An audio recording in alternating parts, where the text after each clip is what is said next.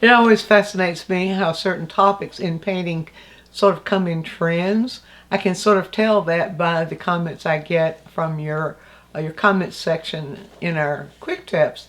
The one that has come up more recently has been transparency and opaqueness. It also came up in one of our workshops. And then I've got a couple of requests, and one of them, I'll just use one request since they are all pretty much the same thing. Would it be possible to have a video on opaque and transparent colors to give more depth? I'd be very interested in that. We can put some light on transparency.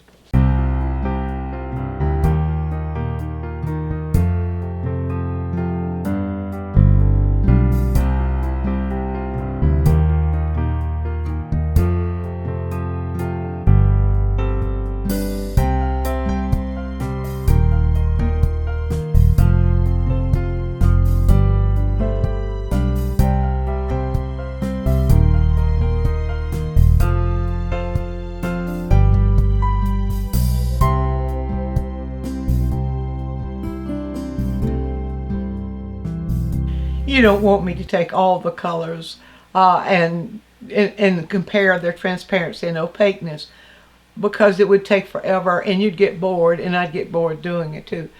But like all my quick tips, I like to show you how to do something so you can do it for yourself. You can explore the possibilities yourself. So I've just got 3 sets of tube colors here that are in the same hue range. And in most cases, in pretty much the same saturation range, but one is opaque and the other is transparent. And I want to show you, first of all, I think I might have shown you something like this in a earlier quick tip, but I'm going to show you again if I did. A test that you can do on a sheet of canvas, and maybe canvas will give you a truer reading of what the color does when put on canvas. But whatever material you use, and if you're working in watercolor, you can do this sort of thing as well. Acrylic works very well in acrylic too. With a magic marker or some sort of permanent marker, make yourself a black line that is relatively thick enough so that you can see it. And then we'll show you how this test goes. So I've just got 3 sets of tube colors. So I'll start out by using cobalt blue. All right, now when I put cobalt blue over this, when I put it over that, you can see with this particular brand of cobalt blue, you can see very slightly a little bit of that line coming through. You can see, so it's not fully opaque, but it is leaning towards opaque. Now some brands of cobalt blue will be fully opaque. So we've got brands of paint that we're dealing with too. It's always better to find the brand that you like best, that works for you best, and stick to that brand. Not just for opaqueness or transparency, but for its color and its behavior and all the things that you are concerned about with your paint. So that's cobalt blue. Now, let's use ultramarine blue. In the same hue range. Ultramarine blue is leans a little bit more towards violet than cobalt does. But ultramarine blue, and I'll just show you, is transparent. And here's the difference. I'll try to put that on so that you can see it. You see now, you can see the line, the black line coming through here better, more distinctly than you can see it coming through here. So that shows you what happens. When we're painting, a similar thing can happen. Especially if a color is already, or if an area of paint is already dry, a transparent color on top of it is going to blend with it. The transparency, the light goes through and hits whatever surface the color is on. With opaque, the light absorbs and just kind of sits there and stares. And so the colors then as they come out of the tube, are going to be in that range from very opaque to semi-opaque, somewhat opaque, to semi-transparent, somewhat transparent, to fully transparent. fully transparent, meaning, well, I guess as fully as you can go. I don't think I see it called fully. Usually the tubes just say transparent. And so this is the result. You see they're pretty much in the same hue range, but you can see through one and you can't see the other. See through the other. And I'm going to show you two other sets of colors. So this is how you can test that. You can go through all your tube colors and test them to see what their transparency or opaqueness are. Now the cadmium colors tend to be more opaque than most other colors. So this is cadmium red medium, and you see how opaque that is? Just goes right over that black and you can't see through it. So the cadmium colors are really opaque. And then now I don't have a transparent color of red that that's that same value. That's a lighter value of the red. But the alizarin crimson is considered a red. Alizarin leans a little bit more towards violet, but it's also a red, but it's a transparent red. Alizarin permanent, alizarin crimson is in its purest form, has a little bit of instability in light fastness, and so a lot of the companies have begun to make a substitute for it now. Usually it's called alizarin permanent or something like that. And so this is alizarin. Now I'll put it on. You see there, I'm trying to put it on not exactly as thick. You see the same as with ultramarine. You see that line go right through it. Now I'm going to go a little bit thicker with the paint, and you see still, no matter how thick I make that paint, you see you can still see that light. You can still see that line through it, so you can see how transparent it is. Now, two other colors that are one relative new and one very old, meaning that one of the original colors that was available to painters was burnt sienna. And it's again, it will depend upon the manufacturer as to how opaque or transparent it is. But this particular brand of burnt sienna, you see here, is relatively opaque. Now some brands, you see just a little bit of transparency, but not very much at all. Some brands will be a little bit more transparent, but that's another one that is relatively opaque. And then, more recent, we have a color called quinacridone burnt orange, and it's a very transparent color.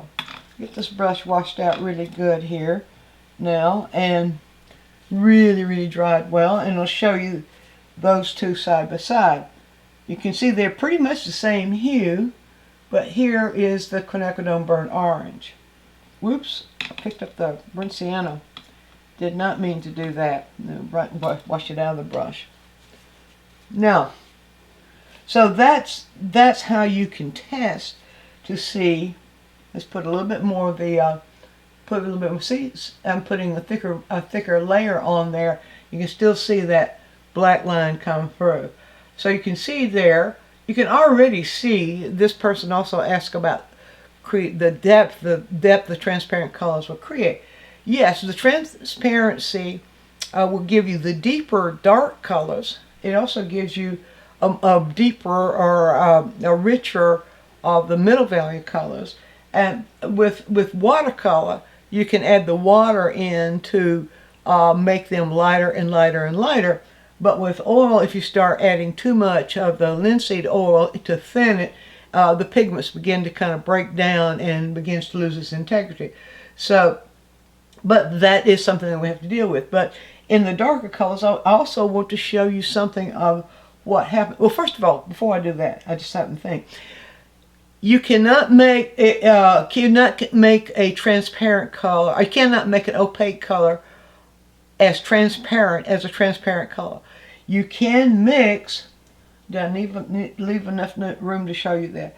You can mix a transparent with an opaque color. And I'm going to do that right now. I'm going to mix a little bit of burnt sienna in with the quinacridone burnt orange, and you'll make the transparent color semi-transparent. You see it right there.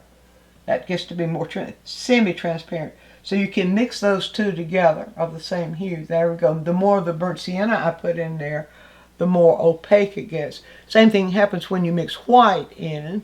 The traditional white colors that traditional, then white's not a color. Traditional whites we have, titanium goes back a long, long way. Zinc is a little more transparent than titanium, and then there's the lead white, which is more opaque. And so when you mix any opaque into a transparent color, you're going to make it more opaque. So it's going to lose some of the transparency. Now, as far as the depth of the color, how color affects color. You know, I'm talking about that an awful lot lately. I talked about it in the former quick tip, what color does to color. Well, the transparency of a color is going to enhance opaqueness of the colors on top.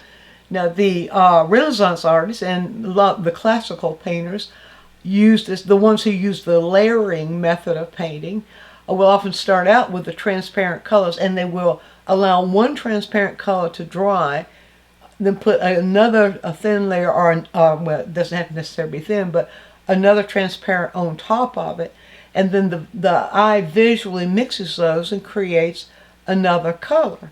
And of course, if you overdo that, it starts just getting more more black, you might say, if you especially if you start mixing complements that way. But I want to show you also, speaking of the Renaissance painters and the classical painters, to use that layering method. If you then, on top of an area that you've painted with transparent colors, if you, after that sort of dries a little bit, or maybe if you can scumble an opaque color on top of it, they enhance each other.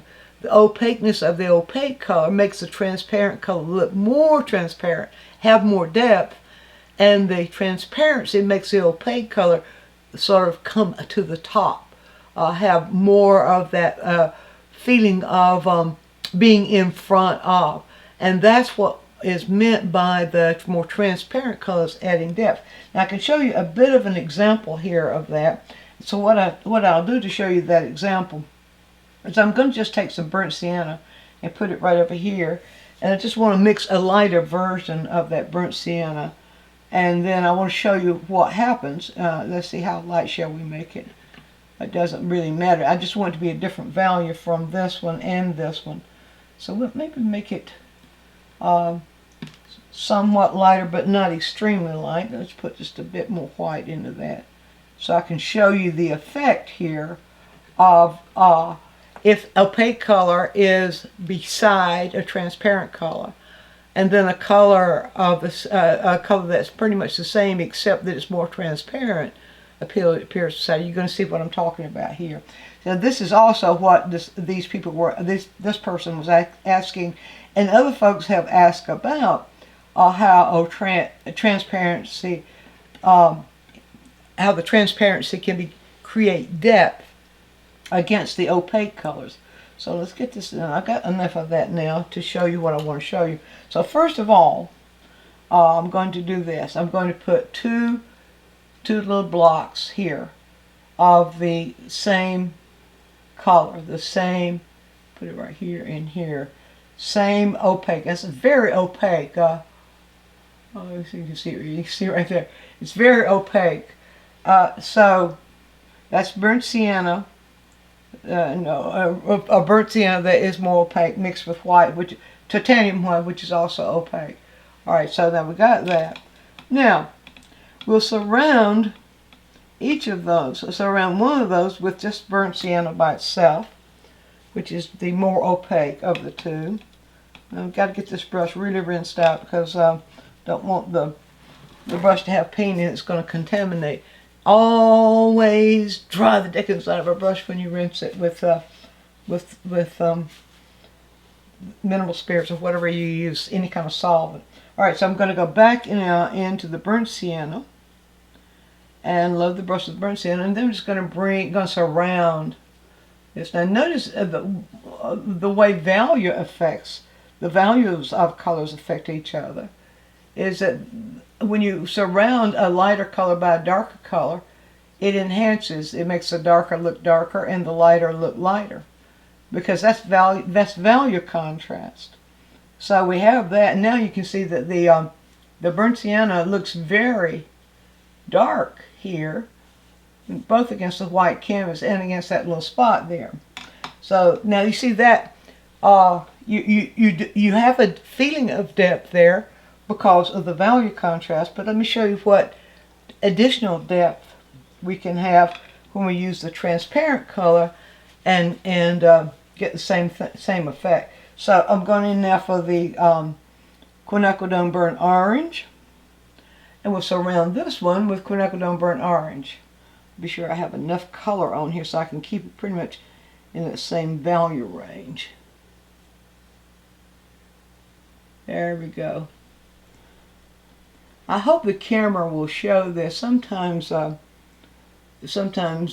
things will not appear on camera the same way they appear in reality or in the actual situation. There we go. I'm trying to get enough of that so you can see. Keeping those pretty much the same value as you see, but you already tell how the quinacridone burnt orange feels deeper, has a deeper translation, visual translation. Let's get it on there. And also, by the way, you can see here that when you're painting directly from the color of the transparent colors, your strokes are more visible. You see there? Because it's transparent. That's just another little piece of information there. Your strokes. But can you see now how this has more depth, more visual depth against the opaque there? See how this feels more opaque here than it does there? And you can see how this has the less visual depth there. So you can do those kinds of experiments. It's especially visible when you you examine colors that are in the same hue range, but you can take all of your colors and give them the test to find out what their transparency and their opaqueness are, and then just do some exercises where you take an opaque color and you make splotches of the same opaque color, you know, for however, to whatever extent you want to do your experiment, and then surround that same splotch with all your colors and watch what happens. Now, when the color changes, when you have two different colors here, you're going to have two things going on. You're going to have not only the transparency and the opaqueness going on, but you're also going to have what one hue does to another hue, how they influence each other. So to be able to distinguish that difference then will really enhance how you work with these things in your painting. Be sure to view all of our quick tips. And while you're doing so, subscribe to the channel, click on the bell so you'll always get a notice when we produce a new quick tip, which is every week. And if you have a question, leave it in the comments section and we'll make a quick tip for you. Also, take a trip over to DianneMize.com where I have full-length lessons, downloads, DVDs, lots of other stuff there, some free stuff for you. And while you're there, you can subscribe to the newsletter, and that way you'll always be informed every time we do something new.